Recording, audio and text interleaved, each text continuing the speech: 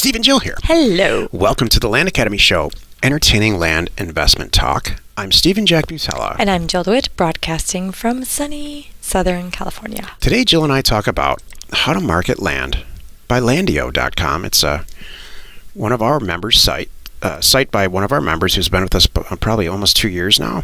Yeah. And it's truly extraordinary. He is, I can safely say, he is absolutely 1,000 times better at marketing than we are. Exactly. He came to us with marketing experience and just applied the real estate knowledge that he took from us and applied it to his website and how he sells property. And it's staggering. We'll actually on YouTube itself here look at his site and talk about it. Exactly. So that's what I'm saying. We're going to screen share. So if you're driving, don't jump over and watch us on YouTube. But later on, you might want to check it out. And I will make it so it's. If you are listening, the vast majority of people listening to the show don't watch it. I will make sure that it works for that medium also. Cool. Before we get into the topic, though, let's take a question posted by one of our members on the landinvestors.com online community. It's free. Ben asks, do you mail to churches? I get a lot of them in my data, and I'm not sure. Are there any real risks to mailing to them? It seems like they are tax exempt. Thank you. We answered this question on the closed weekly webinar for our members last Thursday, but I'll answer it again for the public. It's good. Heck yes. Yeah. Jill and I buy property from nonprofits and churches all the time. Usually how they get it, it's donated to them by people, and so they get it for free. They're not out buying it like somebody. Usually it's like left in a will. If anything happens, nobody wants it. Please donate it to the church, or they do it before that, or whatever the reason. So it's a nice little profit for the church when they turn around and sell it. So, but for the time that the church, well, there's a couple things. A church an established church is tax exempt from property taxes. Now, the property that they own in their name, is that tax exempt too? Yeah. Okay. So, but it's just because you're not a church, when you acquire it, that doesn't apply to you. You will have to pay. So I love that tax exempt thing came up, but that's kind of nice. That doesn't mean that when you buy it, you're now tax exempt because you bought it from them. That's a no. Unless you want to become a church, then that's a yes.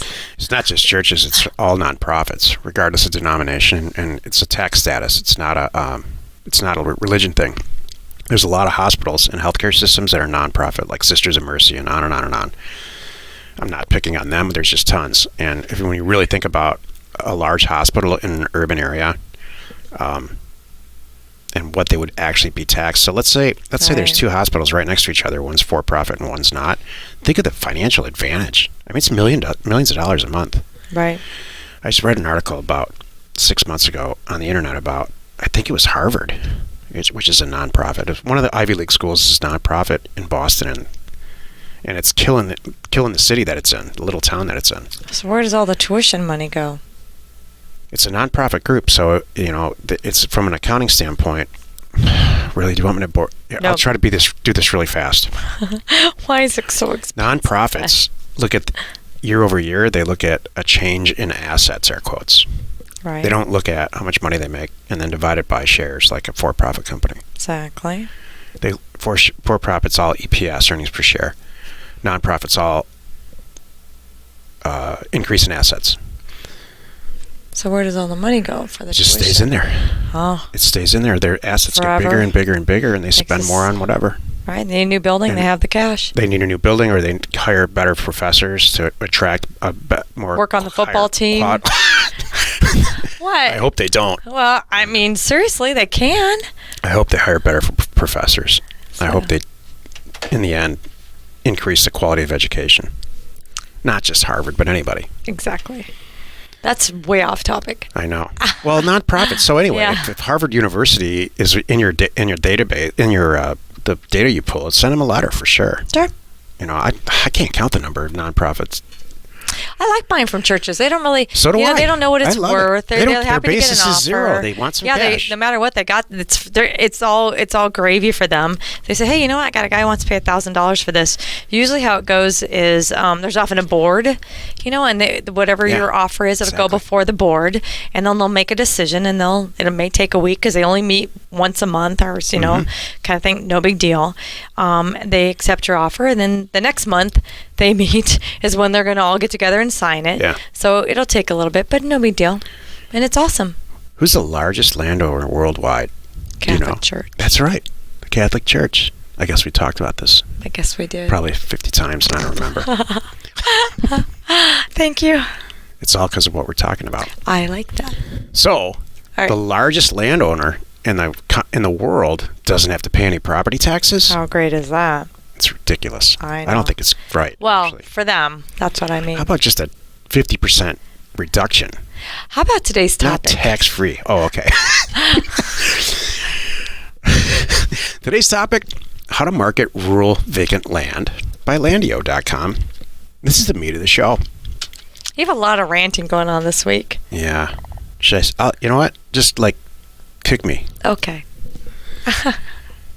Landio is owned by a guy named Tori, and he has tiny little children. His father was loosely in the land business, bought a lot of property and had to sell it at reduced costs for a lot of economic reasons, and it really stuck with him as a child. So he came to us after trying to buy and sell houses like many people do, buy and renovate and sell houses. Many people come to us with their tail between their legs because it just didn't work the way that it does on TV. And this guy just is killing it. So if you go to Landio.com, if you're on the YouTube, I'm going to pull it up on the screen here, and you realize what he does. It's truly amazing. He did the website himself, and he interviews. It's very basic, but he interviews the people who purchase his property and why. He's an end user seller. Mm-hmm. He doesn't wholesale property like we do. Right. And so you can see here on the screen, he's got a video and of couples and brothers and people who purchase land from him. Mm-hmm.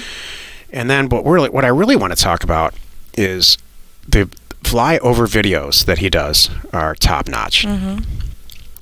And so it's him narrating, and he's got a template. So every property is the same. The template for reviewing the property is the same, and he puts it on YouTube and all over social media, and he sells every single property. Every single property. He sells every single property, and he does it in a timely manner. He's only got 5 properties for sale right now on his website, and if you go all the way to a different section, you can see what he's sold. And he's got tons and tons and tons of properties that have sold. And I wrote this topic today, and I'm constantly bringing up Landio now because Jill and I, there's about, I don't know, I'm going to say 20 people in our group of hundreds and hundreds of people who they're having problems selling property.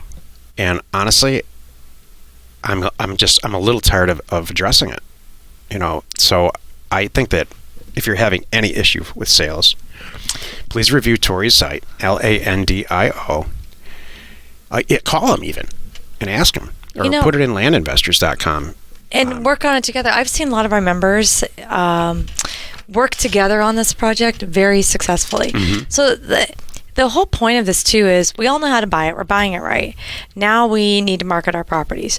You don't need to be reinventing yourself. Just copy what somebody else is successfully doing. That's the point of it. Copy us. Copy us. One of the things we did for our members was create LandPin, LandPin.com, as a place for us all to post our property. And when you go post your property, you have to fill in every little section. Well, by filling in all these sections, it's going to remind you, oh, I need to put elevation in there. Oh, I need to put something in there about access. Oh, I need to put the APN in there. Oh, I need to put the legal description. You have all the little boxes you got to fill in, so you know all the pertinent information that needs to be provided for someone to look at your property and make an educated decision and purchase.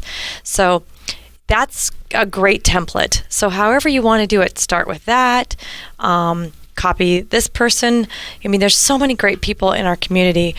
I would just say just go to Landpin and see who has a lot of property, see whose property is moving. That's all you want to do.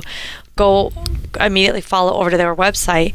Maybe it's Tori, maybe it's Luke, maybe it's Kevin, maybe it's somebody else. Maybe it's us, and copy it and do that. Don't beat yourself up trying to reinvent the wheel and one up everybody. That's well silly. And then the other thing to do about marketing rural vacant land is this has never gone away, and I don't think we've talked about it in a while, is you can't have it on just one place. I still talk to people that go, well, I have it on Craigslist. Well, that's great. It hasn't sold. I have Where it on else? Craigslist. I have it on Craigslist. It's not sold. It's not selling. I don't know what to do. Maybe I should lower my price. Well, where else do you have it? Craigslist. Really? Okay. What about your website? What How about many pictures Landpin? of the property do you have? Right. Just one. What about Land Watch? What about social media? Have you done a video? Are you doing this? I don't know how to do a video. And then so that's usually where people drop the ball too. Yeah. And then the final point I have too about marketing rural vacant land is once you have all this, you go through the motions with a couple of properties. Now you've created yourself a nice little checklist, and now you know every property that comes in. I know it took me a week to do a video, so I better start now, or hire it out. You could do that too. You're very kind. Why? You're just very kind because I'm not you going to be yell so at people kind in a over minute. this? Yeah. Oh, okay. But create yourself a checklist and follow your steps and have it done in a perfect world. Gosh, have this all done the day that the signing is happening. Make it easy. Pre-market it even before you own it. Have it ready to Coming go. soon. So the person that once the day they sign it, you can push the button that it's available to sell. Yep. And then hopefully by the time you get the deed back, it is sold. Because sometimes that happens. What do you want to add? The whole premise that Jill and I built Land Academy on, we built it on this concept. If you know how to buy undervalued real estate, then that's the end of the sentence. If I have to explain why buying cheap property is valuable, or how to sell it, or if we have to sit down and really talk about selling property that's undervalued and priced right, Great. There's something really wrong. Right. No one has speaks for ever itself. in the history of members or non-members and of the bajillions of questions we get on landinvestors.com or in any given day, either one of us get or our staff gets, this question has never come up, never. How do you guys buy undervalued property? How do I buy it? After being in the program, I still don't understand how to buy undervalued property. How do you do acquisitions that actually make sense? No one's ever asked me that because we know that. We cover that's that. what our whole program We is share about. that. But we get too many questions about selling it. And it's easy. You just need to. And the answer is never, it. oh, you paid too much. That's never been the answer. It's always been this. You're just not trying hard enough to sell it. It's true. And then if you listen to yesterday's show, or maybe it was 2 days ago, if you're having trouble selling real estate, it's because it's not at the top of your list. It's not important enough to you. You are an acquisition person, not a salesperson. And that's actually, that happens. I'm very familiar with that because I am an acquisition person, and I'm lucky enough to be with a partner who's a salesperson. Right. And so if you're like that, find yourself a sales partner. There you go. I love it. Was that ranty enough? No, it was good. Good job. Well, you've done it again. You spent another 15 minutes or so listening to the Land Academy show. Join us next time where we discuss finding your Zen investor inside yourself. Oh my goodness. That's a topic for you, sweetheart. That's going to be funny. And we answer your questions posted on landinvestors.com. It is our own online community, and it is free. You are not alone in your real estate ambition. Where'd you come up with that topic? Which one, the Zen one? Yeah. You know what? We talk about real estate all the time. We have to talk about something else. And because I think you have your Zen investor all aligned perfectly. Thank you, sweetheart. I every day spend time to connect with my inner self, my inner land selling and buying self. It's very important. It's a very spiritual thing. I meditate on it every day. That'd be funny. We'll cover it. We'll cover it all. Hey, share the fun by subscribing on iTunes or YouTube or wherever you are listening or watching. And while you're at it, please rate us there. We are Steve and Jill. Information and inspiration to buy undervalued property.